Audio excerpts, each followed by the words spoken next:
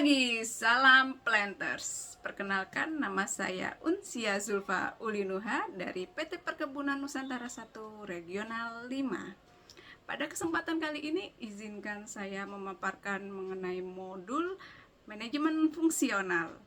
Video kali ini bertujuan untuk menyelesaikan tugas dari PLDP 3 Akuntansi dan Keuangan Angkatan 17. Materi terakhir yang akan saya bahas mengenai modul manajemen fungsional. Terdapat 4 materi dalam modul manajemen fungsional, di antaranya akuntansi dan keuangan, pemasaran, pengawasan dan kepatuhan, serta perencanaan dan pengembangan bisnis. Materi pertama tentang akuntansi dan keuangan. Apa sih akuntansi? Akuntansi adalah suatu kegiatan yang menyajikan informasi, terutama yang bersifat keuangan, mengenai suatu kesatuan ekonomi yang digunakan untuk pengambilan keputusan ekonomi. Output akuntansi keuangan terdiri laporan keuangan lengkap. Laporan keuangan itu sendiri adalah catatan informasi keuangan suatu perusahaan yang dapat digunakan untuk menggambarkan posisi keuangan dan kinerja perusahaan. Laporan keuangan yang lengkap biasanya meliputi laporan posisi keuangan atau biasa disebut neraca, laporan laba rugi, laporan arus kas, laporan perubahan ekuitas, serta catatan atas laporan keuangan. Materi selanjutnya membahas mengenai pemasaran.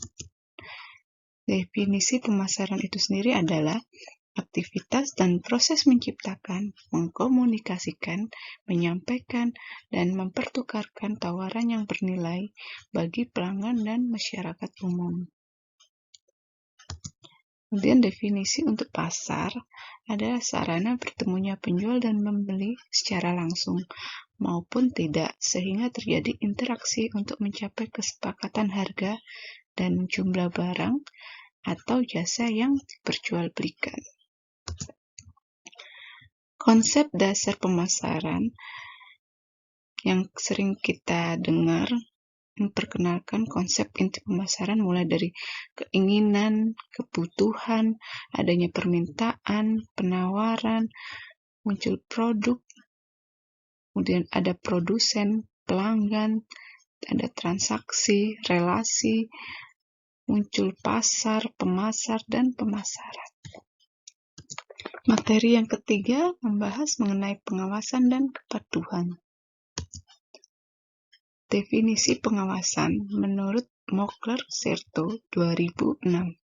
Pengawasan adalah upaya sistematis oleh manajemen bisnis untuk membandingkan kinerja dengan standar yang telah ditetapkan, rencana atau tujuan untuk menentukan apakah kinerja sesuai dengan standar, mengambil tindakan yang diperlukan untuk memastikan bahwa sumber daya perusahaan digunakan seefektif dan seefisien mungkin dalam mencapai tujuan perusahaan. Teori kepatuhan berarti patuh, suka menurut perintah, taat kepada perintah atau aturan yang berdisiplin. Kepatuhan berarti bersifat patuh, ketaatan, tunduk, patuh pada ajaran dan aturan. Materi terakhir tentang perencanaan dan pengembangan bisnis. Definisi perencanaan adalah proses memilih sejumlah kegiatan untuk ditetapkan sebagai keputusan tentang suatu pekerjaan yang harus dilakukan kapan dan bagaimana serta siapa yang melakukan. Asas perencanaan antara lain pengutamaan perencanaan, pemerataan perencanaan, asas tata hubungan perencanaan, yang terakhir mengenai optimalisasi aset. Optimalisasi aset merupakan proses kerja dalam manajemen aset yang bertujuan untuk mengoptimalkan. Dalam hal ini, optimal potensi fisik, lokasi, nilai, jumlah atau volume, legal, serta ekonomi yang dimiliki aset tersebut. Dalam tahapan ini, aset-aset yang dikuasai perusahaan diidentifikasi dan dikelompokkan atas aset yang memiliki potensi dan tidak memiliki potensi.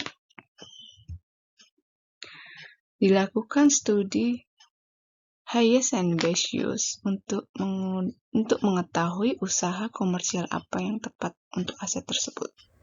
Nah, demikian materi mengenai manajemen fungsional kali ini sebagai rangkaian dari kegiatan PLDP 3 Akuntansi dan Keuangan Angkatan 17. Terima kasih.